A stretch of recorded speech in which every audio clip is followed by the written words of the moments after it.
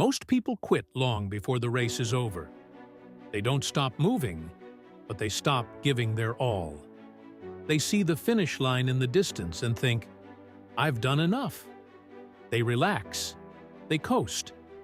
And in that moment, when they let up, someone hungrier blows past them. Champions are different. They don't slow down at the end, they speed up. They don't just cross the finish line, they explode through it. Because they understand something the average person forgets. How you finish anything is how you finish everything. Think about athletes who've lost races because they celebrated too soon. One fist pump before the tape, one glance back at the competition, and in a split second, their lead is gone. Usain Bolt, one of the fastest humans alive, always sprinted all the way through the line, even when he was winning by a mile. Why? Because finishing strong isn't about the clock, it's about discipline. Life is the same way. Maybe you're near the end of a project, a degree, a goal weight, a business milestone. You're tired. You've already sacrificed so much. The temptation to slow down is huge. But this is where greatness is forged. In the last stretch, when your body says stop, your mind says stop, but your heart says push harder. Look at Michael Phelps. In the 2008 Olympics, during one of his most iconic races, his goggles filled with water. He couldn't see a thing, but he didn't panic.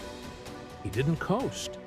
He counted every stroke and powered through the wall, winning gold by a fraction of a second. What if he had eased up at the end because he thought he'd done enough? Or Kobe Bryant, famous for saying, "Job's not finished." When reporters asked if he was happy being up 2-0 in the NBA Finals, he didn't smile. Because until the championship trophy was in his hands, the work wasn't done. Kobe never jogged to the finish line. He ran through it. This isn't just about sports. It's about life. Too many people work hard for months or years, then sabotage themselves in the final mile. They stop studying right before the big exam. They get careless right before the job interview. They lose focus right before the deal closes. And then they wonder why they fell short. The last lap is always the hardest. Not because your body can't do it, but because your mind is screaming for comfort. But that last push, that final surge, is where you separate yourself from the pack. That's where you prove to yourself that you're not average. That's where the growth happens. Ask yourself, where are you letting up? Where in your life are you jogging when you should be sprinting? That dream you've been chasing, it doesn't care how tired you are, it cares how badly you want it. So here's your challenge. Stop looking at the clock. Stop glancing at the competition. Stop waiting for someone to cheer you on. Lock in, keep your form, push through the tape. And when you think you've crossed the finish line, take 5 more steps at full speed.